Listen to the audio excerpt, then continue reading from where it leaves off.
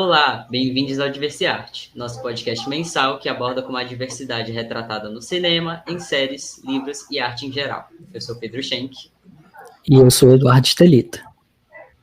Hoje a gente vai falar sobre o filme Madame Satã.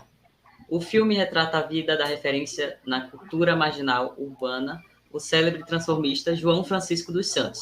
Malandro, artista, presidiário, pai adotivo de 7 filhos, negro, pobre e homossexual. Ele foi conhecido como Madame Satã e frequentador do bairro Boêmio da Lapa, no Rio de Janeiro. O filme mostra seu círculo de amigos antes de se transformar no mito Madame Satã, lendária personagem da boemia carioca. Madame Satã é um filme de 2002, dirigido por Karim Ainous e escrito por ele, Marcelo Gomes e Sérgio Machado. O filme retrata a vida polêmica do artista e transformista João Francisco. E ele é protagonizado por Lázaro Ramos, no personagem principal, e conta com Marcélia Catacho, Flávio Bauraqui, Emiliano Queiroz e Renata Sorrá, dos demais personagens principais.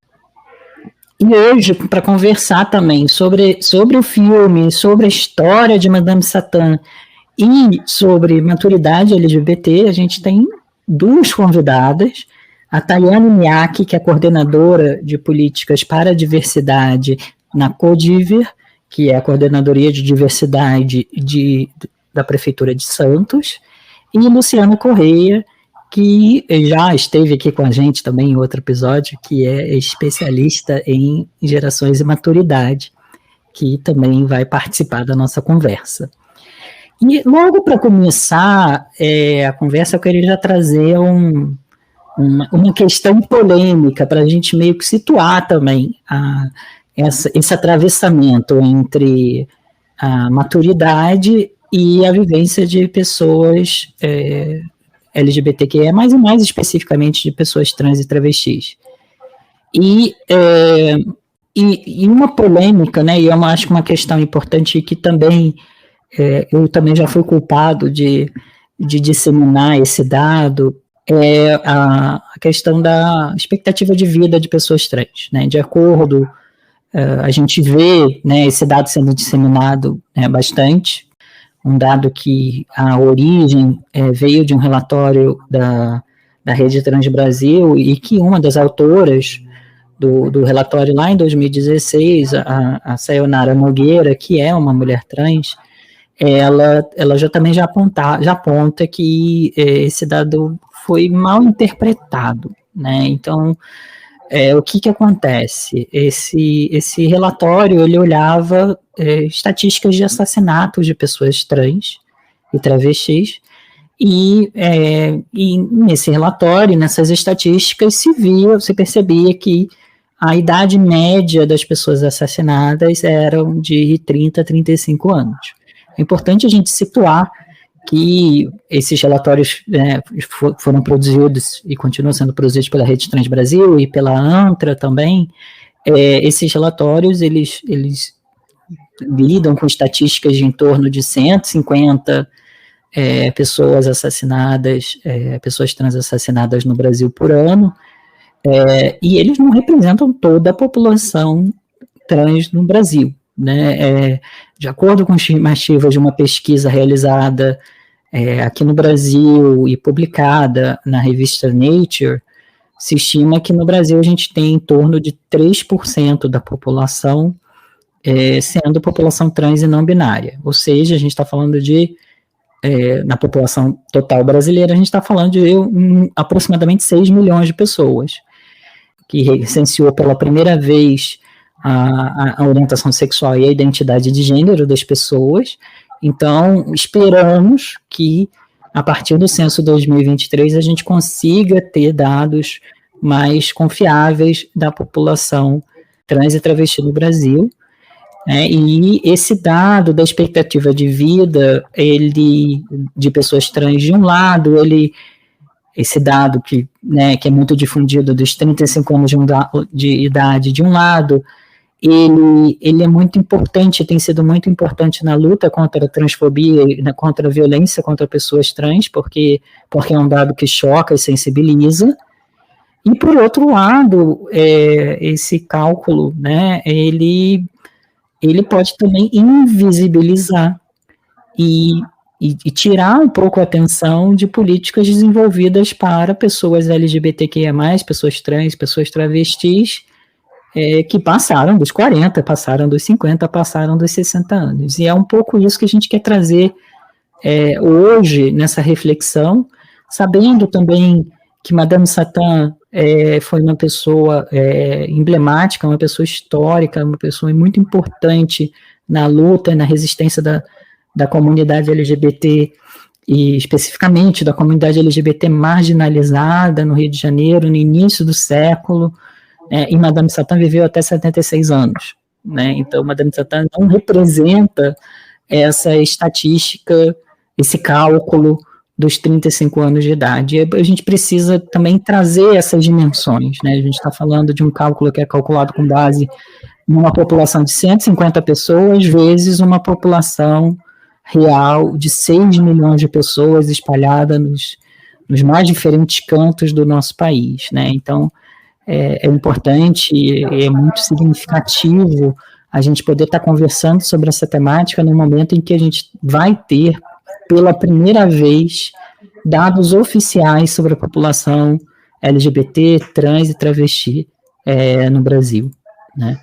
E aí, já que eu estou jogando essa reflexão, eu queria ouvir um pouco de você, Tayane. O que você tem vivenciado e encontrado, de um lado, como uma pessoa trans e travesti, do outro lado, como uma pessoa que trabalha no serviço público, atendendo uma população LGBTQIA+, mas que é vulnerável e que também tem todas as idades. Bom, hoje a gente vive os extremos, né? Então, ao mesmo tempo que nós estávamos conversando nos bastidores sobre a longevidade, eu também preciso falar dos jovens, né? A gente tem hoje crianças e adolescentes trans, né, que ainda não têm legalizado no Brasil um tratamento de bloqueador de hormônios, né? A gente tem um processo transexualizador do SUS que ele só me permite estar dentro desse tratamento de hormonização a partir dos 18 anos, né? E me preocupa muito crianças e adolescentes, né? A gente tem tido suicídio por parte dessas crianças, desses adolescentes, por ouvir na mídia, por ouvir de seus familiares que menino tem que ser menino, menina tem que ser menina, né? Então, quando eu, com 19 anos, que fui colocada para fora de casa, me vi fazendo algo errado, que eu era errada da família e tentei um suicídio, né, já com 19 anos de idade, e muito me preocupa essa criança e esse adolescente, né? E quando a gente vai para a longevidade, muito me preocupa também, porque ainda é uma pauta que a gente não discute, o que fazer com essas pessoas, e eu estou vendo pessoas destransicionando para poder voltar para os seus lares, é uma condição que a família coloca, né? Você só volta para casa se você fizer a retirada dos seios, seja ele prótese de silicone ou silicone industrial, né? Venha numa forma masculina, né? Então isso muito me preocupa, porque você está deixando de ser quem você é, né? Precisamos criar políticas públicas para isso. Como criar essas políticas públicas, né? Então, isso muito me preocupa. Eu já sou uma senhora de 56 anos, né? Então, estou aí nessa condição também, né? Hoje estou estabilizada, mas eu não sei o que pode acontecer. Tudo pode acontecer. Isso muito me deixa preocupada, porque eu não estou vendo ainda, por mais que tenhamos uma secretaria nacional de políticas LGBTs, eu ainda não vejo isso sendo pautado. Tudo bem, estamos no mês 10, né, dessa gestão nacional, mas eu ainda não vejo essas políticas sendo pautadas, e eu acredito que essas políticas só serão pautadas a partir do momento que nós tivermos as conferências, né? Não se fala ainda em conferência LGBT, mas eu acredito que nessas conferências será o momento da gente estar discutindo todas essas pautas, não só da criança e do adolescente, até falar da pessoa longeva também. Não, e é interessante, porque o último episódio que a gente fez, falou sobre neurodiversidade, e foi um processo parecido também, né, de você, quando se fala de neurodiversidade, fala de autismo, você falou por muito tempo sobre as crianças, a experiência no ambiente escolar, e as pessoas, né, quando você não tem esses trágicos fins que a gente encontra no Brasil, no país que mais mata pessoa trans no mundo, as pessoas vão envelhecer, as pessoas vão passar por outros estágios de vida, vão constituir outras famílias, né, não vão necessariamente precisar passar todas por um processo de violência para ser reinserido numa família de origem, vão poder constituir suas famílias. E agora a gente começar a tangibilizar, e é isso que eu achei muito interessante na história de Madame Satã, né, é uma pessoa que viveu até os 76 anos, né, então é uma pessoa que nasceu em 1900, filho de escravos, foi vendido, né, filho de 16 crianças, né, foi vendido para ser reescravizado na infância, aos 8 anos de idade já tinha passado por 2 processos de escravização, e que passou por uma vida, né, bastante dura, bastante difícil, como muitas pessoas LGBT, e que vai passar por outros estágios da vida, né? De forma alguma a gente está desmerecendo esse início da juventude, ele é muito importante, mas a gente precisa também trazer para a consciência de que as pessoas precisam de acesso a uma série de serviços e necessidades que, se a gente não enxerga esse público como um público que vai passar por um processo de envelhecimento, a gente marginaliza ainda mais essas pessoas em momentos em que até mesmo a pessoa, né, vai ter a força física ou uma série de disposições para engajar nessa luta diária como pessoa LGBT na sociedade brasileira, ela vai ser diferente, né? E aí você tinha mencionado algo mais cedo que a gente ficou até bastante emocionado, esse trabalho, 2 trabalhos que você mencionou, se você pudesse compartilhar um pouco do que você já vivenciou e o que vocês conseguiram dentro da Coordenadoria de Diversidade já implementar nesse sentido. Eu chego na coordenadoria em 2021, né? Em 2021 é uma coordenadoria nova, ela foi criada neste novo governo, né? Dentro do Departamento de Direitos Humanos, e nesse Departamento de Direitos Humanos ele já existia algumas coordenadorias, então vou citá-las aqui. Então a gente já tinha a Coordenadoria da Criança e da Juventude, da Mulher, da Pessoa Idosa, da Igualdade Racial, da Pessoa com Deficiência, né, e também uma coordenadoria jurídica, onde é atendido munícipes em vulnerabilidade que não têm condições de pagar um advogado. E faltava a coordenadoria de diversidade. Esse governo, ele contemplou, né, essa coordenadoria, criando essa coordenadoria, e me convida para estar à frente dela. Quando eu chego, eu me deparo com uma pandemia, né, ano de 2021 foi um ano pandêmico, né, e o que eu podia fazer naquele momento era estar fazendo assistencialismo, porque a gente se depara com LGBTs em situação de rua, a gente se depara com LGBTs em prostituição, a gente se depara com LGBTs que já estavam emancipados, né, e que não querem estar em situação de rua e que também não querem ir para abrigos, né, voltam para os seus lares, e a partir do momento que eles voltam para os seus lares de origem, a família impõe que essa pessoa volte destransicionada, ou seja, se é uma transexual ou travesti, que ela corte o cabelo, que ela retire os seios, que ela não use maquiagem, né, e algumas se submeteram a isso, porque não queriam ficar nem em abrigo, nem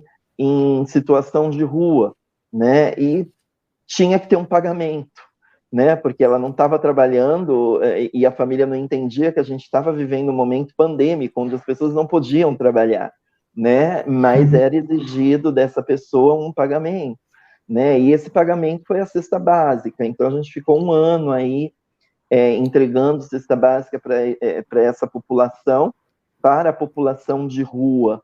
Como a cesta básica ela não tinha muita funcionalidade, né, por eles estarem nessa situação de rua, a gente foi atrás de cartão do Bom Prato para que essas pessoas pudessem se alimentar diariamente e fui em busca de kit de higiene para essas pessoas.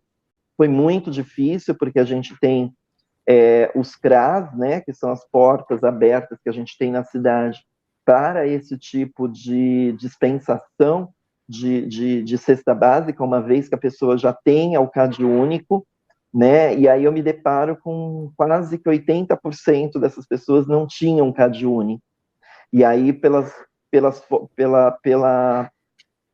formalidade, eu não conseguia entregar cesta básica. Então, eu tive que buscar patrocínios, empresários, e graças a Deus fui bem sucedida, a gente conseguiu atender todas essas pessoas nesse um ano de pandemia que a gente teve aí. Entramos no ano de 2022 e aí sim, de fato, eu começo a fazer fazer políticas públicas, que é o principal objetivo dessa coordenadoria, que é executar políticas públicas para o público LGBT+, no nosso município, né? Então, a gente já tinha, em 2015, o nome social para pessoas transexuais e travestis, né, onde dá o respeito dentro do âmbito público, e precisávamos fazer o Cumpra-se, né? E como é que dava esse Cumpra-se? Dando formativas. Não adianta você criar a lei e não fazer uma formação com essas pessoas, explicar o quão é importante o respeito, né? E aí eu comecei as formativas com todas as secretarias, ainda confesso que é contínuo, porque servidor ele muda todos os dias, então de lá para cá eu venho capacitando, formando várias turmas em várias secretarias, né? E isso vai continuar até o final dessa gestão. É uma prioridade desse governo que a gente tenha todos os servidores falando a mesma língua, né? E dando um tratamento humanizado a essas pessoas, né? A partir daí, eu começo a me deparar, quando eu entro na Secretaria de Saúde, eu começo a me deparar com alguns gargalos, né? Então, por exemplo, eu, Tayane, que já tenho o meu nome retificado, nome e gênero na certidão retificada, quando eu solicito um exame de PSA, esse exame, quando chega na convenhada, né, ela me é negada, porque é um exame tipicamente para o público masculino, e o sexo lá está feminino. Então, a gente se atenta que se faz necessário fazer também um decreto que mude todos os formulários da prefeitura. E confesso para você que a gente ainda está nesse processo, não conseguimos mudar todos. A saúde é a secretaria que tem mais documentos para serem mudados, né? Mas a gente está nesse empenho e a gente tem que fazer o Cumpra-se também, né? Então, a gente criou, além do campo que já tínhamos do nome social, nome civil e sexo, a partir daí a gente criou o campo identidade de gênero, onde a gente vai assinalar se é uma mulher cisgênera, um homem cisgênero, travesti, mulher transexual, homem trans, intersexo, não binário e outros, né? E aí, quando esse exame ele chega na empresa convenhada, ela me é atendida, porque ele vai entender que a pessoa é uma pessoa trans, né? Então, foi uma coisa que só aconteceu porque a gente começou a fazer essas formativas e os próprios servidores começaram a trazer essas deficiências para a gente, né? A partir daí, a gente criou o Selo Santos da Diversidade, que é também uma importante ferramenta que tem como objetivo de identificar, de categorizar os estabelecimentos que possuem boas práticas relacionadas às empresas que valorizam e também contratam o público LGBT, Essas empresas, elas fazem a inscrição no nosso hot site, a gente tem um site da diversidade dentro do portal da prefeitura, e a partir daí que ela faz a inscrição, ela passa por uma comissão avaliadora para ver se realmente é uma empresa inclusiva, e a partir daí a gente contempla ela com um selo, né? Vou mostrar aqui para vocês o nosso selo. Essa empresa, ela também se compromete a passar por uma formação. Então, eu, enquanto coordenadora, vou à empresa e dou uma formação para todos os colaboradores, falando não somente de diversidade sexual e de gênero, mas também a cidadania LGBT+. Então, falamos sobre legislação, falamos sobre tudo que envolve a essa diversidade, né? A partir daí, a gente cria, passei por uma situação em 2017, ainda quando eu não estava coordenadora, naquela ocasião, eu era agente de prevenção de saúde, trabalhava com travestis e transexuais que estavam na prostituição, eram profissionais do sexo, e a gente tem um assassinato num domingo, ao meio-dia, a céu aberto, né? E uma dessas travestis, vem a óbito por conta desse assassinato. Era uma pessoa que não tinha família, que não tinha referência. A única referência que ela tinha aqui na cidade era eu, enquanto agente de prevenção. E aí busquei junto à prefeitura o que eu podia estar fazendo para dar um mínimo de dignidade para essa pessoa na sua morte, né? E consegui.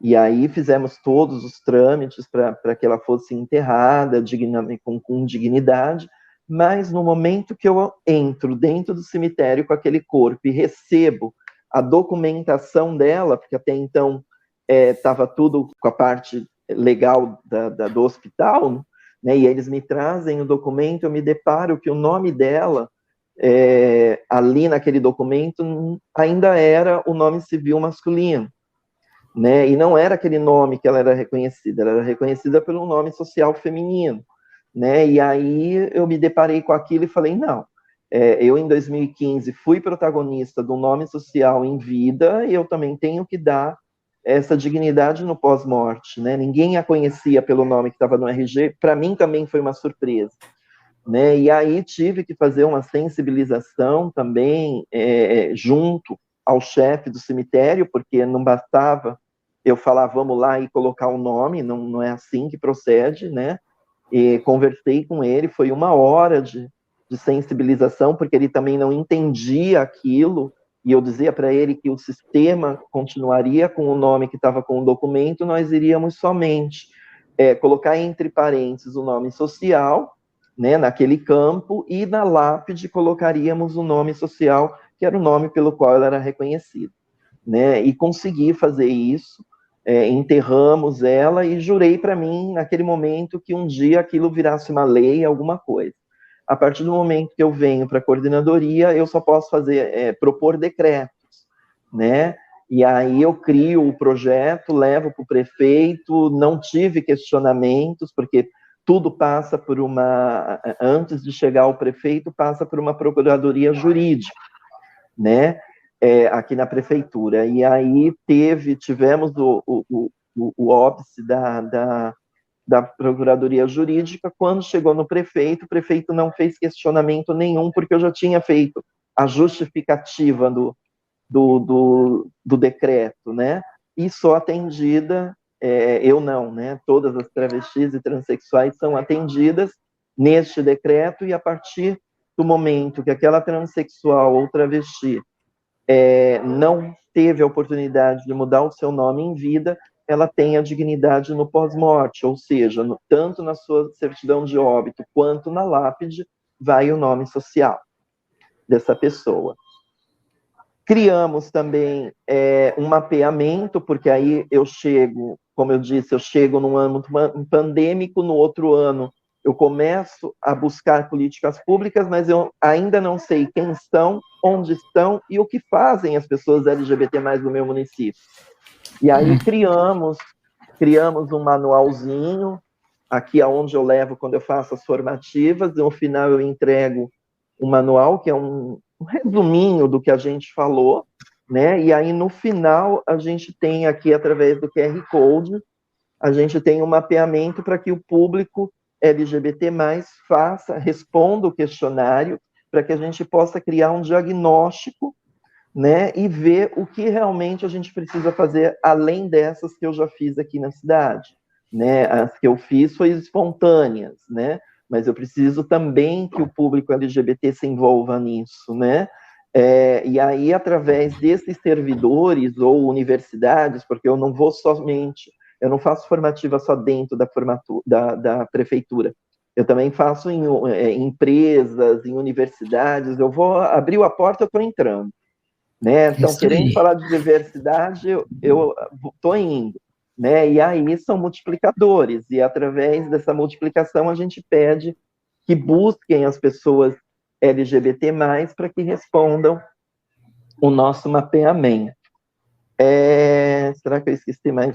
E aí, por fim, agora em agosto, foi criado o Conselho Municipal de Políticas LGBT, antes era uma comissão, né, uma comissão executiva que falava-se de diversidade, também junto ao poder público, mas hoje a gente tem um conselho de direito, onde é composto não somente pelo poder público, mas também pela sociedade civil. Então, a gente está aí caminhando, trabalhando, né, e eu ainda tenho muita coisa para fazer até o final dessa gestão. Em 2 anos fez tudo isso, né? Um ponto que você trouxe... Nossa, você trouxe vários pontos, né? É difícil, às vezes, transmitir, né, o como é complicada essa luta no momento que você está até mais frágil, né? No momento em que você teve o óbito de uma pessoa próxima e que você, mais uma vez, precisa lutar para ter a dignidade, para ter o nome reconhecido, para que as pessoas possam vir e celebrar você, né, e celebrar a sua vida, até reconhecendo, né, sabendo, né, de quem você é, como um pequeno gesto como o nome na lápide faz toda a diferença, né? A coordenadoria, ela fica no centro de Santos, né, na rua General Câmara, número 5, 14º andar, né? O nosso telefone é 3201-5617, e também temos o nosso site da prefeitura, que é www.santos.sp.gov.br/diversidade, né? E aí, através dali, tem e-mail, temos os nossos e-mails lá, onde pode estar fazendo contato com a gente aqui, e eu nunca me nego de dar, por mais que eu diga que o principal objetivo, né, a principal competência desta coordenadoria é fazer políticas públicas, eu nunca me nego de atender as pessoas e de dar o acolhimento, porque a gente sabe que se eu tivesse tido isso lá atrás, né, tudo poderia ter sido muito mais fácil, e eu não tive isso. Então, hoje, eu não me nego a atender ninguém, então eu atendo desde adolescente até a pessoa longeva, né, tentando orientar, dando o acolhimento, porque às vezes nem sempre a gente consegue resolver, né, porque não existem políticas públicas, né, e a gente se pauta nas políticas públicas, mas só o fato de você estar dando acolhimento e de estar amparando ali a pessoa e ela entender que ela não está sozinha, né, já é um amparo, né, então eu prezo muito por isso, porque eu não tive isso lá atrás, né, a minha história não é diferente das demais travestis e transexuais, eu também fui colocada para fora de casa, por conta da minha identidade, mas eu tinha um diferencial, eu já tinha 19 anos de idade, já estava trabalhando no mercado formal de trabalho, sou formada em contabilidade de custos, sou técnica, né, já estava numa universidade fazendo jornalismo, mas não concluí por conta da saída, né, dessa expulsão de casa, né, e era meu pai quem pagava a faculdade, então tudo isso, de repente, poderia ter sido diferente naquela ocasião. né? Eu tentei um suicídio porque eu achava que a errada era eu, né? Que eu não me encaixava dentro daquela família, né? A família tipo Doriana, né? Papai, mamãe, filhinhos, né? Onde tem alguns aí que querem excluir os adotados, que não respeitam quando é um avô ou uma avó que cuida do seu neto. E eu tive pesquisando outro dia, a gente tem no Brasil 196 tipos de família, né? Olha, 196 tipos de família, e aí a gente fica naquela do papai, mamãe e filhinho, né? Não, a gente tem vários tipos de famílias, e a gente precisa respeitar essas famílias, né? Então, e uma outra coisa também que me chocou muito na época da pandemia foi uma grande amiga minha que pegou Covid, ela já vivia com HIV, né? E a gente estava naquele momento que a gente não podia participar de enterros, né? Mas eu, muito abusada que eu sou, né? Eu fui, conheci o pessoal no hospital, conversei, eles deixaram eu entrar. E aí, quando eu chego lá, né, tá a família, eu me deparo com a minha amiga, com terno, gravata, e pintaram um bigode de maquiagem no rosto dela. Aquilo acabou comigo, né? E aí eu pensei, a gente não tem um minuto de sossego, a gente leva uma vida de negação até no pós-morte, né? E aí sou colocada para fora daquele recinto, porque a família não aceitava ela, muito menos eu, que eles sabiam que ela estava sempre junto a mim, né? Então aquilo me deixou ficou muito marcado, eu não consigo esquecer aquela imagem, né? Tá sempre vindo na minha cabeça aquela imagem. Então, assim, é uma violação de direito também no pós-morte, né? Então, eu acho que basicamente é isso, né? Eu estou aqui disposta a atender toda e qualquer pessoa que não sabe os caminhos das pedras, né? E a gente faz juntas, já fizemos várias denúncias aqui juntas, porque eu, enquanto instituição, eu não posso colocar o meu nome, né, nessas denúncias, mas eu faço junto com a vítima, como se fosse eu que estivesse fazendo, para mim, mas o nome, documentação, sempre é o da pessoa que sofreu a discriminação ou preconceito. E que bom, né? Felizmente que você está aqui, felizmente que você esteja fazendo esse trabalho, né? De novo, a importância do combate ao suicídio, da valorização da vida, do respeito da vida, porque olha que diferença na vida das pessoas você está fazendo. Isso é uma possibilidade muito grande de acontecer. Eu, graças a Deus, apesar de não ter uma família que entende 100%, né? Inclusive, meus pais não me chamam de Pedro ainda, é uma grande caminhada, né? Que eu ainda tenho para percorrer, apesar de ser muito bem tratado, vamos dizer assim, por eles. E, bom, não fui expulso de casa, né? Não fui impossibilitado de estudar. Meu pai pagou minha faculdade para mim, mesmo sabendo que eu era uma pessoa trans, né? Que eu sou uma pessoa trans. Mas ainda assim, por exemplo, a gente ainda não tem essa coisa deles me tratarem como Pedro, me tratar no masculino. Eu ainda tenho isso, que é um desrespeito comigo, né? Mas a gente cria essa barreira muito grande, realmente, de se sensibilizar. Sempre vai num lugar eu poderia passar por isso. Infelizmente, é uma história muito comum de acontecer. É muito doido isso. E o Edu falou sobre a questão de como que as coisas são dentro da comunidade, né? E ouvindo o trabalho da Tayane, eu moro em Salvador e eu tive a ajuda de pessoas como você na minha retificação, por exemplo, que eu não sabia para onde ir, não sabia o processo, se eu tinha que ir no cartório, o que eu fazia. E aqui tem o Casarão da Diversidade, que faz esse trabalho muito, muito legal. Inclusive, conheci, quando eu estive em Salvador, eu conheci. Né? Keila Simpson me levou para conhecer. Ah, que legal, massa. Lá é muito legal, lá é outro universo, assim. Tem pessoas bacaníssimas e me ajudaram no processo de retificação, fazem praticamente tudo, né? A gente só precisa ir lá no cartório e pegar os documentos.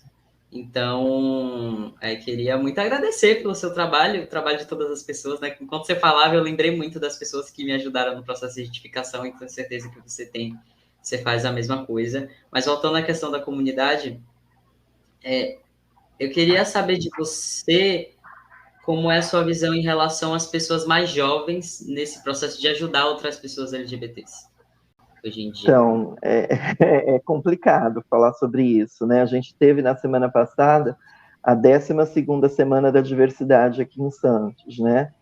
E como abertura, eu trouxe um show artístico de várias drags, porque a gente está sem casa noturna aqui em Santos, né?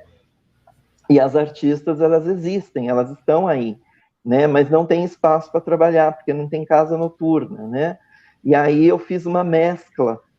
Eu trouxe drag queens mais novas e drag queens mais antigas, né? Mas naquele processo de você estar chamando as meninas para fazer parte do elenco, todas elas, era engraçado que todas elas perguntavam, mas quem vai participar? Né? E aí eu falava para elas, surpresa, na hora vocês vão se ver dentro do camarim, né? E eu mesclei, né? E por quê? Porque a gente ainda sofre, né? As mais velhas ainda sofrem com as mais novas, né? Então, assim, passou dos 40, você não pode mais ser drag. Desculpa. Passou dos 40, você não pode mais ser drag. Como se a arte drag ela tivesse uma idade e um período, sabe? Né? E aí a gente tinha uma artista drag que completa 50 anos agora, esse mês de outubro. Não sei a data, ela falou que completaria este mês, né? Então, aquele choque de geração que você vê dentro de um camarim. E eu fiz propositalmente para poder ver, porque eu sofro isso, né? Eu já fui chamada de velha. Quando você vai dar uma opinião, né?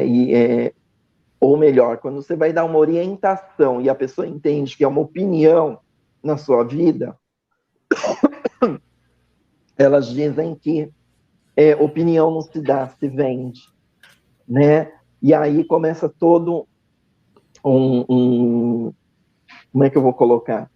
Elas começam a discordar e falar para ti que você já está velho.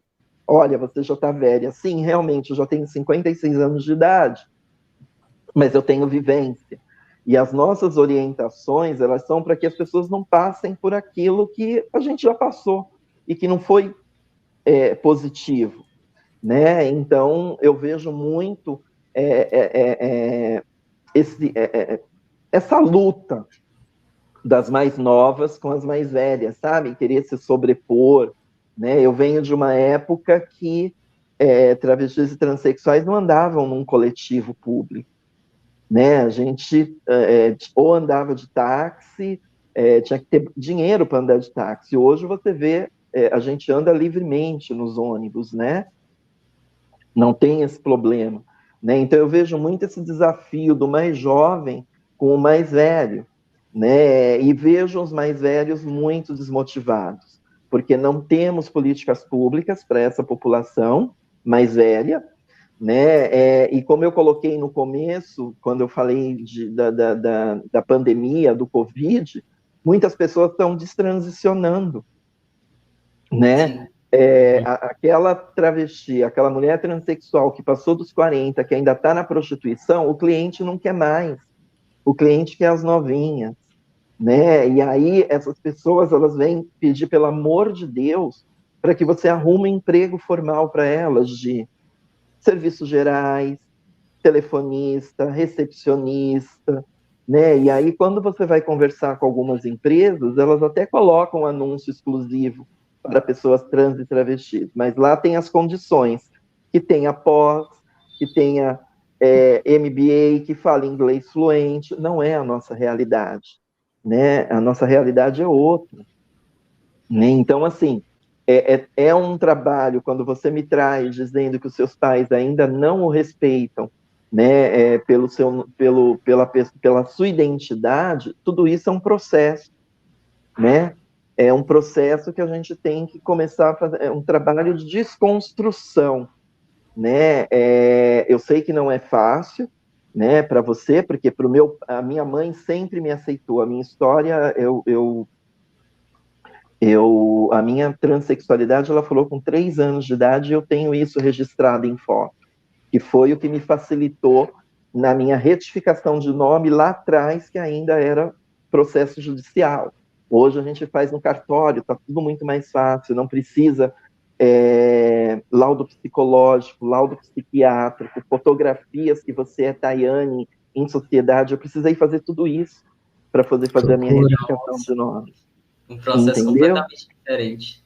Exatamente. Então, assim, tudo é um processo, né? Então, hoje aqui na prefeitura, eu converso, depois que foi criada a Coordenadoria de Diversidade, você vê as pessoas saindo do armário, sabe? E alegres, porque sabe que tem uma coordenadoria que vai te amparar, né? Então, a gente já teve casamentos homoafetivos onde o prefeito foi convidado, alguns secretários foram convidados, né? E que estavam no armário. Inclusive, hoje é o dia de sair do armário, né? Dia 11 de outubro é o dia de sair do armário. E é importante também, que eu sempre falo, que a gente não tem o direito de tirar ninguém do armário. A pessoa só pode sair do armário no momento que ela se sente segura, apta para isso, né? Porque a gente não sabe quais são as condições que ela está, e se ela vai ter maturidade para poder aguentar o tranco, porque colocar a cara no sol não é fácil, né? Eu sempre digo isso para os mais novos. Quer fazer a confirmação de gênero, quer transicionar, estuda. Porque a partir do momento que você estudar, você vai conseguir um emprego e vai ter a sua liberdade financeira, né? Não mais precisará ficar debaixo do guarda-chuva dos seus pais, né? Então, tudo isso é um processo. E dentro da prefeitura hoje, a gente tem algumas pessoas que já transicionário dentro do serviço. Então, a gente tem uma guarda municipal, era do sexo masculino, e fez a transição para o gênero feminino dentro da corporação, onde é uma corporação ainda muito machista, né, hostil, né, mas que ela está lá que nem Madame Satã, resistindo para existir, entendeu? Porque não é fácil, e a gente está sempre conversando. Aí tem aquela questão do nome social, do nome, porque as pessoas a conheceram por X e agora tem que chamar por Y. E às vezes a pessoa acha que é maldade. Não, precisa ter também esse tempo de adaptação das pessoas, né? Então a gente vem conversando muito, a gente tem uma sessão de apoio psicológica aos servidores, que eles também têm muita boa vontade de estar atendendo essas pessoas, mas eles não têm a vivência. E aí é onde eu entro, entendeu? Eu entro e converso junto do profissional, da psicóloga, onde precisa ter esse processo também de adaptação das pessoas, né? Em relação ao nome, né? Que é o respeito. O nosso nome é o nosso cartão de visita, né? É assim que a gente quer ser chamada, né? Então, tudo é um processo. E a gente está aqui, eu estou dando o meu melhor, né, dentro desse processo, para que, no mínimo, eu tenha, sei lá, uma nota 7, vamos dizer, nessa gestão.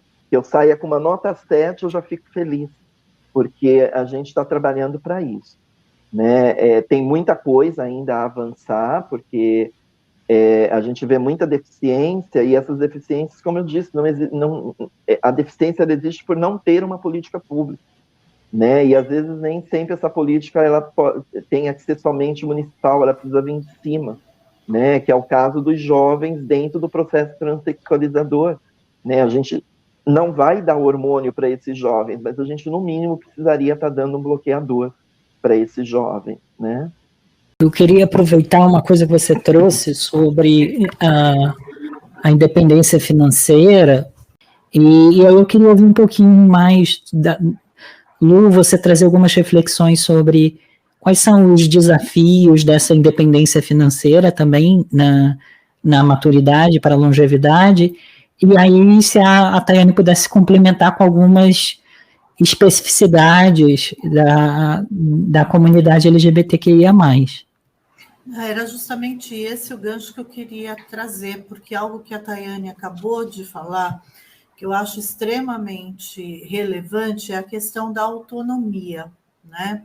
Então, quanto é importante para a comunidade LGBTQIA+, e o quanto é importante também quando você está falando de maturidade, né? Porque, na verdade, fugir dos estereótipos e fugir do preconceito que envolve tanto um marcador social como o outro, né?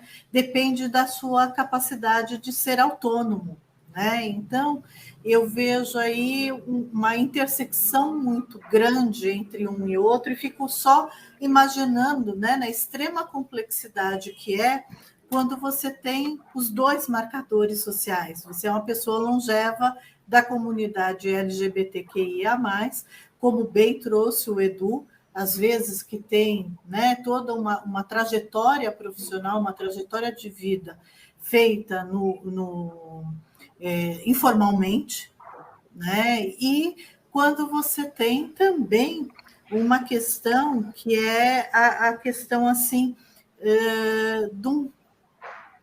vamos dizer, de uma educação que às vezes não pode ser completa por todas as situações, principalmente quando a gente está envolvendo pessoas que transicionaram, né? Às vezes muito jovens e tudo mais.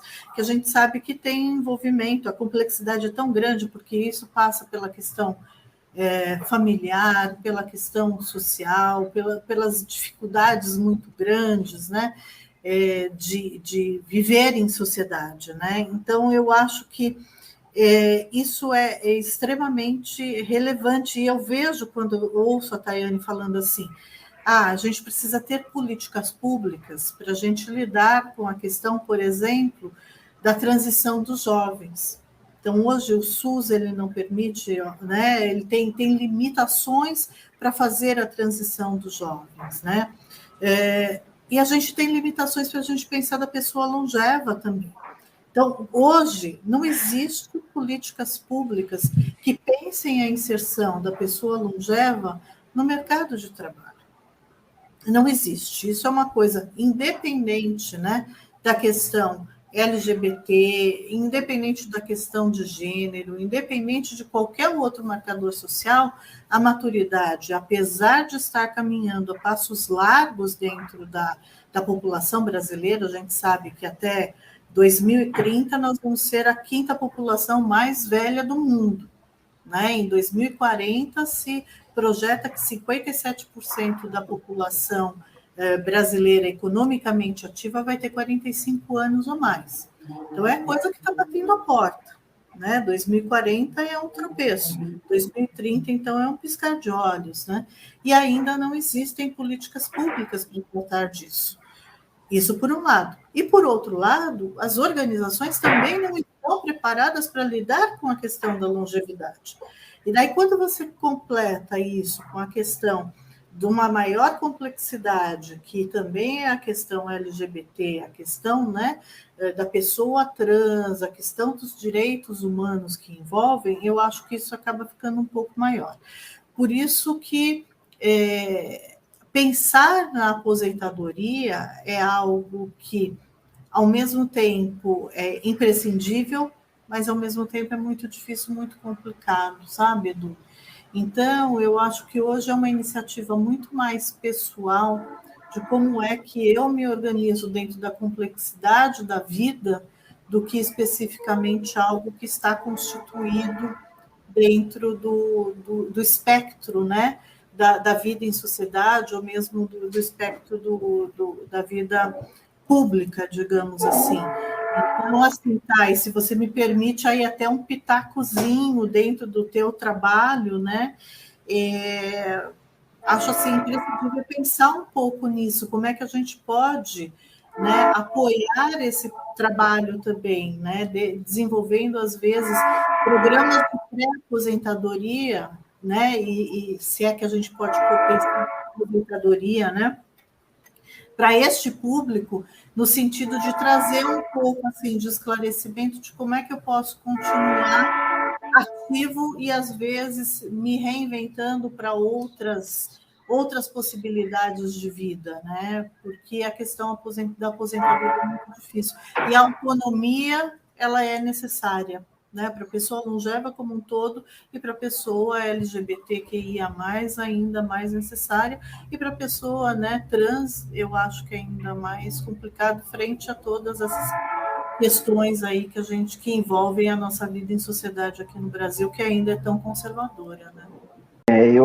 Eu volto novamente falando do adolescente. A gente precisa garantir que essa criança e esse adolescente, ele consiga terminar os seus estudos, né? Porque eu sempre digo que se uma pessoa, e aí eu estou falando de pessoas trans e travestis novamente, porque ainda aquela pessoa que sofre mais dentro das escolas, né? Pelo não respeito do nome social, pelo não deixar usar o banheiro de acordo com a sua identidade, não usar uniforme de acordo com a sua identidade, né? E se a gente garantir o direito dessas crianças e adolescentes ter a permanência delas dentro das escolas até o final, né? A gente não vai ter, a gente vai ter menos pessoas trans e travestis nas esquinas se prostituindo. A gente tem hoje o Enem, que desde 2014 já permite o uso do nome social, então a gente já tem pessoas também se graduando, né? E aí a gente caminha para uma coisa também que talvez as pessoas não se atentem, né? Foi falado da aposentadoria. Quando eu faço a minha retificação de nome, eu tenho a opção de mudar ou não o meu gênero na certidão de nascimento, né? E por que eu tenho essa opção? Porque se eu sou um homem trans, né, que fiz a minha transição do feminino para o masculino, e eu quero mudar na minha certidão de nascimento o gênero para o masculino, a aposentadoria dele vai começar a contar a partir do masculino. E às vezes essa pessoa ela já teve um tempo de trabalho e falta pouco para se aposentar enquanto sexo feminino, né? E vice-versa, né? Eu enquanto mulher transexual que já tenho a minha certidão retificada para o feminino, ela diminui. E as pessoas não se atentam a isso, né? Naquela coisa do afã de querer mudar o seu nome, o seu gênero na certidão de nascimento, porque é ali que, de fato e de direito, é quem você é, a partir daquele documento, né? Ela se esquece disso, né? Então, é uma outra coisa também que eu sempre levo, quando eu vou fazer as minhas formativas, para que as pessoas, se ela já tem um tempo para se aposentar, mantenha o seu gênero e depois você retifica, depois de fazer essa aposentadoria, né? Porque as pessoas não se atentam a isso.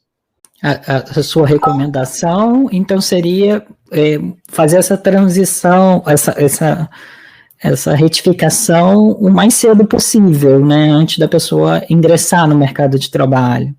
Também. Formal, né? Lembrando que menores de idade hoje só pode fazer a retificação do nome a partir de que um responsável faça via judicial, né? Não se pode fazer no cartório, e no cartório somente a partir dos 18 anos de idade, né? Então, eu sempre recomendo, mas a gente tem pessoas que já transicionaram com uma idade, e eu vejo isso muito nos homens trans, né, que não sabiam que eram homens trans, achavam que era uma lésbica, e teve todo um trabalho dentro do trabalho formal, e falta pouco para se aposentar, mas aí não lembrou disso, foi lá e fez a retificação do nome e também do seu gênero, porque a retificação do nome, ela pode ser feita normalmente, e você tem a opção de não mudar o seu gênero. Tudo bem que fica desconexo, né? Nome feminino, gênero masculino, e vice-versa. Mas para as questões de aposentadoria, é importante isso, que as pessoas nem se atentam a isso, né? Quando a gente fala de contratações, né? Eu sou prova viva disso. Eu fiquei 33 anos na informalidade participando de projetos, porque antes da minha transição, eu já estava no mercado formal, eu trabalhava num departamento pessoal de uma empresa, sou formada em técnica e contabilidade, como já falei, mas por conta da minha transição, fui mandada embora, né, por conta da mudança do teu corpo. E hoje, o que a gente vê é você encaminha o teu currículo via e-mail, né, para as empresas, e o teu currículo ele é avaliado, ele é aprovado quando você chega para a entrevista, né, aí chega este corpo que é político, e a partir dali você já tem a pessoa que vai te atender, ela já formula uma negativa. Então ela diz para ti, olha, a vaga já foi preenchida, você aguarda que eu vou te chamar, e por aí vai, né? E a gente fica esperando, que nem o download que a gente vai fazendo sabe? Fica naquela rotatória que não sai daquilo, né? Então, eu, quando estava trabalhando com projetos, eu ficava apavorada, porque o projeto ele tem um início, um meio e um fim, né? E quando chegava do meio para o fim, eu já ficava apavorada, porque eu falei, vou ter que voltar para a prostituição de novo, né? E é importante que as pessoas saibam que a prostituição, quando a gente está na prostituição, não é porque a gente quer, é por uma imposição, né? A sociedade nos impõe isso, né? Por essas coisas que a gente está falando aqui, de não ser aceita, né? As pessoas não querem associar este corpo ao seu CNPJ, é fato isso, né? Então, são questões que eu acredito que vão mudar sim, né? A gente já está vendo aí empresas, eu estou vendo empresas que estão sendo contempladas com o selo da diversidade que já está abrindo essa porta, né? Empresas do Porto aqui, que já tem pessoas trans trabalhando, né? Então é importante isso, né?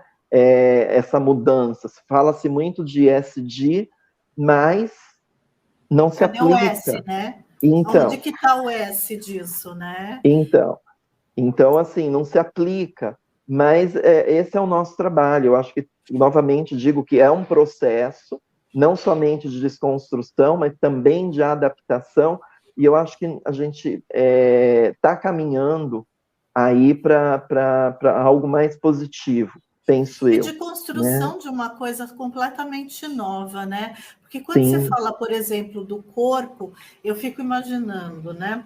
Quando você chega numa entrevista, você já tem, para nós que somos, né, 50 a mais, eu estou falando nós, porque tanto eu quanto você, nós duas somos 50 a mais, né?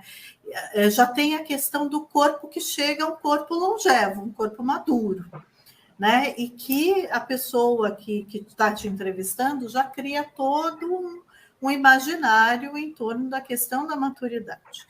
E quando você fala de alguém da comunidade LGBT, você ainda coloca mais uma camada de complexidade nessa leitura, né? Então você traz um outro marcador, né? Enfim, e daí, na verdade, não é só de uma desconstrução, mas de uma construção, eu acho, e eu acho que a gente constrói um pouco quando a gente coloca essas questões e conversa sobre elas, né? De que a gente tem que pensar em algo novo, algo completamente diferente, né? Porque as organizações elas ainda são muito etaristas, a gente sabe disso, tem diversas pesquisas que estão apontando isso, né? E elas ainda são muito conservadoras, como você mesmo disse, né? Então eu não quero um corpo maduro, e um corpo maduro trans, menos ainda, né? E assim, e daí a gente vai pensar na aposentadoria, vai pensar na autonomia para esse grupo, né? Um grupo etário que tem esse o segundo marcador. Então, quer dizer, fica realmente tudo muito mais difícil mesmo, né? E daí, quando você bate ainda de frente com essa questão de que a Previdência não é sensível a essa questão, porque quando você tem esse problema previdenciário, né, então um homem trans, então contribuiu a vida toda como mulher, agora é um homem trans, e aí? Como é que eu vou lidar com tudo isso? Então, eu acho que, assim, é uma questão de uma complexidade muito grande, e uma coisa que o Pedro falou agora há pouco e que me chama muito a atenção é que, assim, é um problema muito complexo, que, claro, não vai ter uma solução fácil para ele, né? Mas o que me chama muita atenção é, assim, naturalizar que está tudo bem, não está bem, sabe? É isso que me incomoda, sabe? E meio que assim, coisa de a gente que trabalha com diversidade, gente que trabalha junto às áreas de ISD, as áreas de recursos humanos, né? É realmente trazer à tona essas questões para que a gente possa pensar um pouco mais aprofundado isso mesmo, né? Porque eu acho que a gente ainda está discutindo isso muito na superfície, né? Porque eu, por exemplo, tenho uma discussão recente, até num artigo que eu escrevi, sobre a questão da feminização do envelhecimento no local de trabalho. Mas, assim, isso parece até raso frente à questão trans no local de trabalho, né?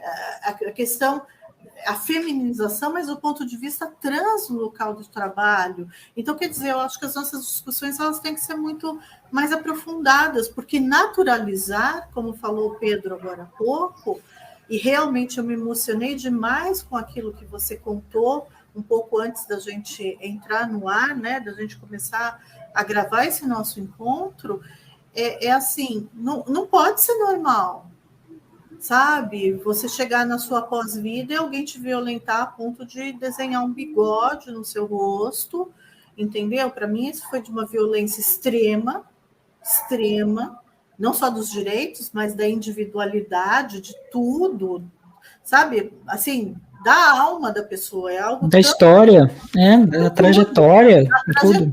Né? Aquela alma foi violentada, por isso que me chocou demais e eu morri de tanto chorar aqui atrás, né? Eu pedi licença porque eu fui morrer de tanto chorar, porque eu achei de uma violência extrema.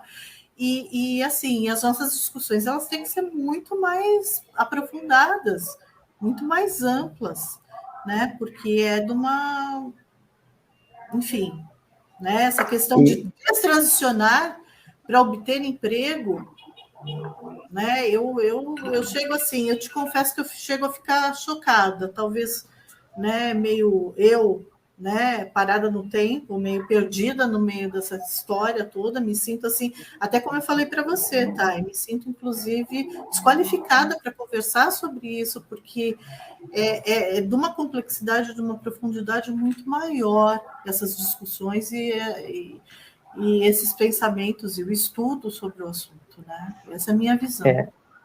E quando você fala do sistema previdenciário, né? Porque a gente começa a tomar consciência das coisas vivenciando, né? Vivenciando fatos, né?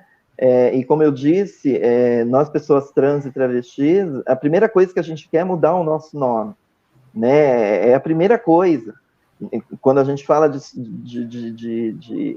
de mudanças, a primeira coisa que mais incomoda na gente é o nosso nome, que não é pertencente, né? E aí, quando a pessoa, esse homem trans trouxe para mim, que ele ainda tinha, sei lá, 4, 5 anos, não me recordo, faltava para ele se aposentar. De contribuição. Enquanto no feminino, né? E isso ia aumentar. Eu tomei um choque, aí eu falei, olha, eu preciso ouvir alguém da Previdência. E aí fui no INSS conversar, e aí a pessoa falou assim, mas ela não quis fazer isso? Ela pensasse como se fosse uma resposta válida, né? Entende? E aí eu fiquei olhando, nível, né, eu fiquei olhando para a cara dela, assim, eu falei, olha, Deus permita que você nunca tenha uma pessoa trans na sua família. Foi a coisa que eu pensei, sabe? Porque a minha vontade era xingar, sei lá, era perder o meu réu primário ali, sabe? Mas aí eu pensei comigo e falei, não, Deus permita que você nunca tenha uma pessoa trans na sua família, porque não é esse tipo de resposta que a gente busca, sabe? Ela podia ter explicado melhor, de uma forma, mas ela quis fazer isso, então agora dane-se, né? Vai ter que responder por isso, né? E eu fiquei olhando assim, então são coisas que você passa, que você se choca, e é aí que as pessoas começam a ter as ideações suicidas, porque ela não começa a não se sentir pertencente. Sim, por isso que você fala que os longevos estão desmotivados, mas não é para menos que estejam mesmo, Entende? né? Então, assim, é matar um leão a cada dia, né? Como diz o outro, a gente mata um leão a cada dia. E eu vejo também uma desvalorização da vida, sabe? Quando eu ouvi o Pedro, tão jovem, falar assim que algumas coisas, né? Quando a gente estava falando de novo da questão, né, do velório que você acompanhou e da questão da família colocar, né, a sua amiga vestida de terno e tudo mais, quando eu estava voltando, né, e o Pedro falou assim que é normal acontecer com a pessoa trans, né, esse tipo de situação. Eu fiquei tão chocada porque assim é desvalorizar a vida, né? E eu acho que a vida é um bem tão primário, tão que merece tanto respeito, tão, né? Então é tão forte isso que como que alguém te responde algo assim? É alguém que não valoriza a vida, né? A vida do outro. Existe um outro ali que tem que ser valorizado por existir. Não existe empatia, Ponto. não sabe o que é empatia. Eu queria puxar, que a gente já começar a se encaminhar para o final, eu queria puxar uma última pergunta que me marcou muito no filme, né, o personagem do João Francisco dos Santos, né, do Madame Satã, que é importante também destacar, né, não é uma travesti, não é uma pessoa trans, né, é um homem gay cisgênero, transformista, né, que cresceu num contexto de muita violência e que reproduz essa violência, e que mesmo dentro dessa família que ele constitui lá com a Laurita e com a Tabu, e que encontra o sonho, né, na expressão artística dele a partir dos 30 anos, e aí vai construindo. Como vocês percebem como você percebe esse processo de amadurecimento e até a sua própria história pessoal como uma travesti que já passou dos 50 anos, como você percebeu esses movimentos em relação a sua melhor forma de agir na sociedade e a sua melhor forma de viver o seu sonho? Olha, não é fácil, né? Porque assim como Madame Satã, eu também resisto para existir. E a gente consegue fazer uma linha do tempo, né, de uma pessoa que nasceu em 1900, que morreu com 76 anos, que lutou, e não só lutou, lutou fisicamente, né, para sobreviver, porque era muito atacado, né, mas também lutou por algumas coisas, e a gente está em 2023 e a gente continua lutando. Né? A gente continua ainda resistindo para existir.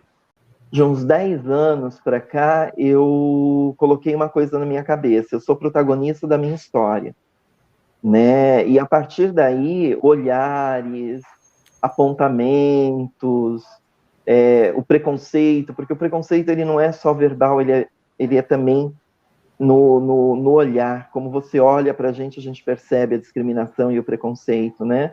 E hoje em dia essas coisas não mais me atingem, sabe? Antes eu ficava chateada, ficava amargurada, hoje não mais, né? Hoje, olha, estou trabalhando, estou estabilizada, né?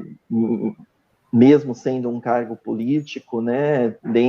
Sendo comissionada, dentro de uma gestão, eu tenho consciência disso, né? Pode ser que amanhã ou depois, na próxima gestão não seja a mesma gestão, eu não esteja mais aqui e precise pensar novamente se alguma empresa dessas que eu estou aí buscando para estar dentro do selo da diversidade, vai me contratar, né? Ou não, né? E também tenho que ter a consciência de que a esquina está lá me esperando. Olha, Tayane, eu já digo uma coisa, a próxima vez que eu for em Santos, eu vou aí tomar um café, conversar com você pessoalmente. Venha mesmo.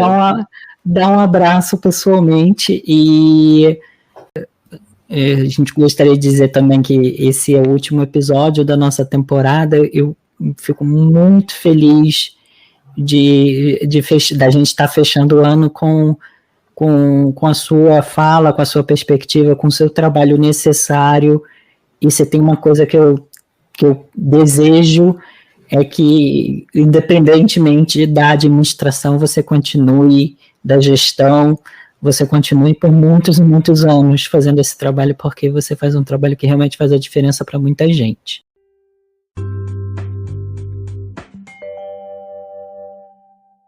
Eu acho que provavelmente essa série já foi recomendada aqui, mas vou recomendar de novo. Que eu lembrei de Manhãs de Setembro, que é da Amazon, que tem a Lineker como personagem principal, que é uma série muito boa. E tem essa história, né, que é bem pesada em alguns momentos, mas é muito emocionante também. O nome dela é Cassandra, né, da protagonista, feita pela Lineker, que é uma mulher trans que descobre que tem um filho.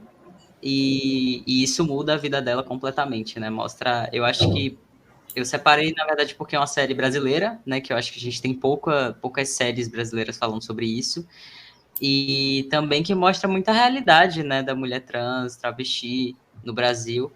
E também separei um canal, que eu acho que eu nunca indiquei aqui, que é o canal da Mandy Candy, que é uma pessoa que está há muitos anos na internet falando sobre a pauta LGBT, mais a pauta trans, né?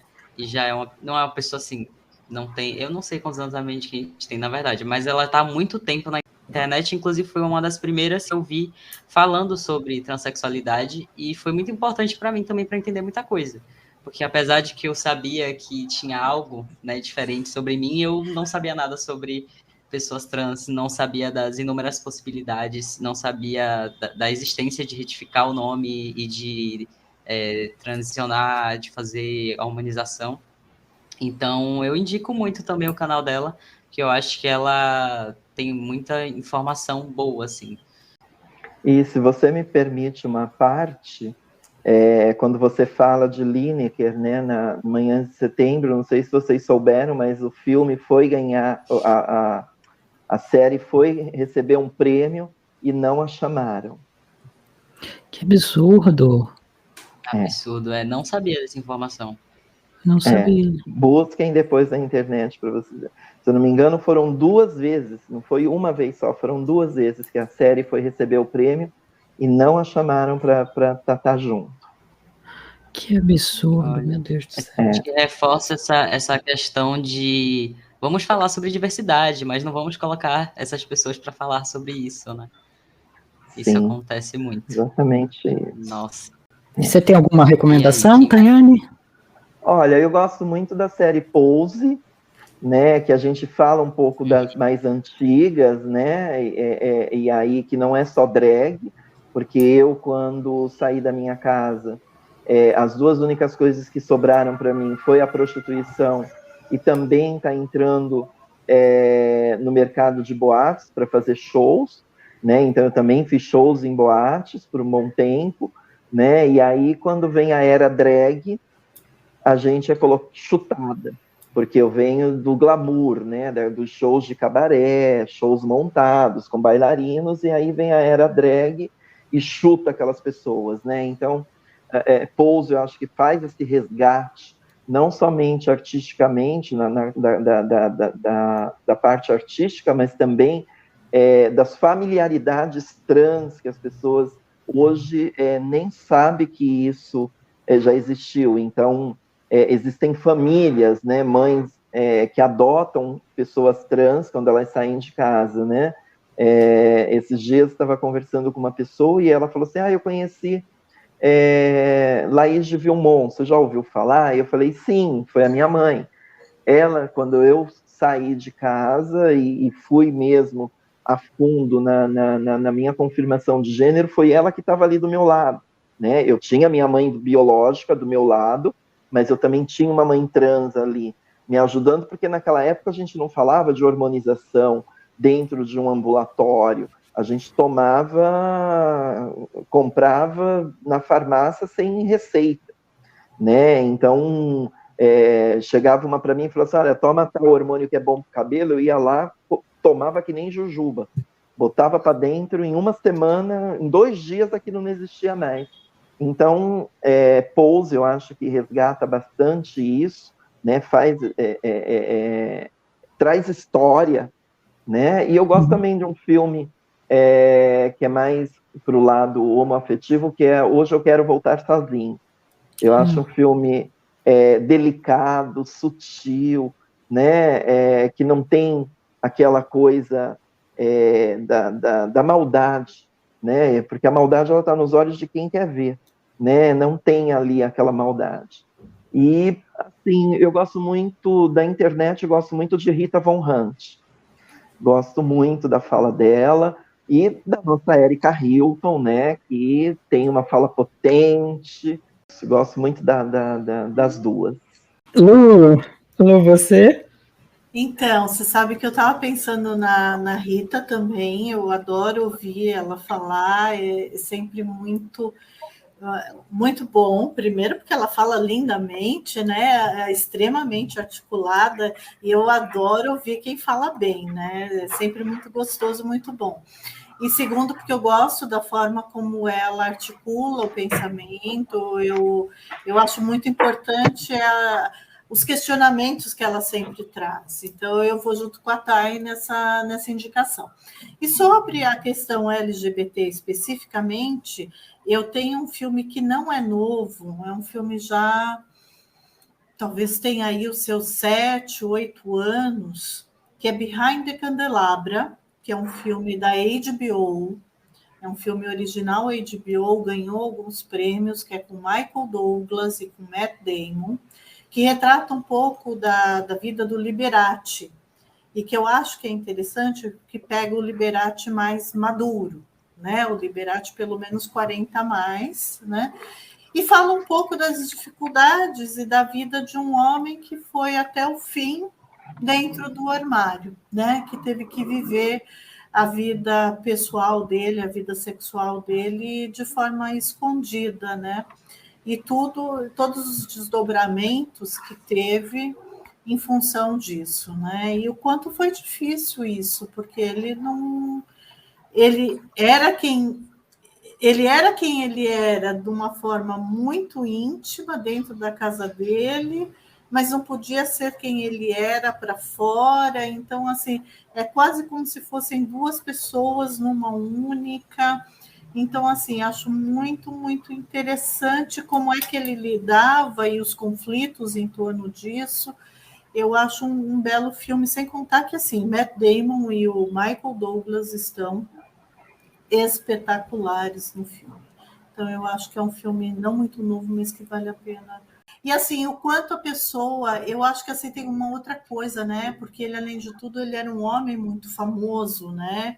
E o quanto, assim, a pressão social na década de 70, 80, fez com que a pessoa não pudesse ser quem ela era, né? Então, assim, eu acho que tem tantos aspectos nesse filme que dá para a gente pensar, né? Enfim, eu gosto muito, realmente, eu indicaria. Nessa linha também eu vou indicar um, não lembrava, mas você mencionou, eu lembrei, que é o documentário do Walter Mercado também, que é maravilhoso também. O Walter Mercado é uma pessoa que provavelmente está já mais no espectro da não binariedade, e é uma história realmente muito interessante, muito bem feita, muito sensível.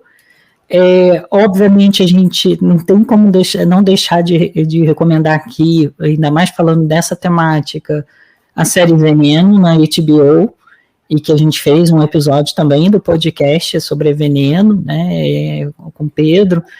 Então, é uma série realmente incrível que mostra a história de uma pessoa de uma travesti que era uma figura pública, era né, a equivalente de uma Inês Brasil, né, entendendo que eu sei que Inês Brasil é uma mulher sem gênero, mas era equivalente de uma Inês Brasil em termos, na dimensão da popularidade, de quão conhecida era na Espanha, e é realmente uma história muito, muito emocionante.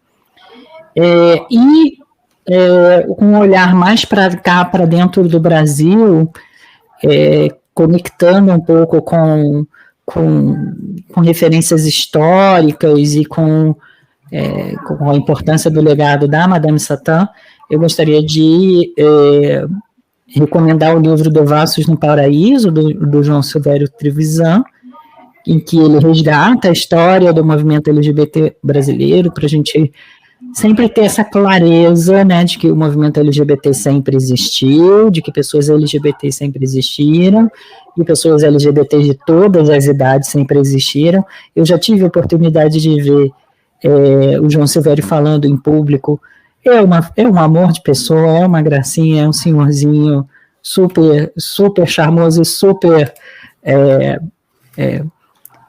engajado, ativista. E, além disso, também o filme Tatuagem, que é também um filme brasileiro, que eu gostei muito. Particularmente, eu gosto muito desse filme. É um filme que trata, né, também de um outro momento da nossa história, da década de 70, da década de 80, de relacionamentos afetivos, em um outro momento, né, da nossa história. Também para a gente quebrar essa visão de que, né, houve uma evolução. Não, as lutas estão sempre presentes, a necessidade por reconhecimento, pelo direito de ser e de existir, ele está sempre presente, a gente precisa estar sempre vigilante. Mais uma vez agradeço demais, gente. A gente passou super do tempo, mas a conversa foi muito boa. Vamos dizer que é um episódio especial, então a gente se permitiu passar um pouco do tempo da nossa duração habitual. Agradeço demais, Tayane e Luciane, pela disponibilidade de vocês. Eu que agradeço a oportunidade. Nossa, e Tayane, sempre você quiser, se quiser a gente grava, faz outra live, faz outras coisas, porque eu também virei fãzão. E aí eu vou passar para o Pedro para fechar. Agradeço demais vocês duas pela participação. Obrigada pelo convite, Pedro, uma alegria. Pedro e Edu, e Tayane, como sempre, uma alegria te ver, viu? Obrigada. Edu, a carteira de fã número 1 é minha. Também queria agradecer a participação de vocês duas aqui. Tayane, um prazer conhecer você e seu trabalho. Vou estar acompanhando com toda certeza. E Luciana, que ela sabe que eu adoro ela, e sempre que a gente grava, faz alguma coisa, é sempre muito bom. A gente não perguntou, eu sei que seu arroba tá aqui, mas para quem está escutando, você pode falar um pouquinho das suas redes, como a gente pode te encontrar? Sim, antes de passar a minha rede, então vou fazer a minha autodescrição, né? Acho importante isso também, né? Sou uma mulher transexual de 1,69 de altura, faço questão do 69, é simbólico, emblemático. Sou loira por opção, né? Uso óculos, sou branca, e hoje eu estou usando um vestido vermelho, né? E dentro das redes sociais eu estou no Facebook como Tayane Miyake Palestrante, e no Instagram, @Tayane Miyake, tudo junto, OFC. Muito legal. Luciana, quer falar com seus também? Sigam a Tayane. Não, com certeza, sigam sim. E a Tayane já sabe, se você quiser, em breve você está no LinkedIn também e eu te ajudo. Quero sim, quero fazer sim. Então tá bem. Bom, eu estou no Instagram como lu.s.correa e eu estou no LinkedIn também como Luciana S. Correa.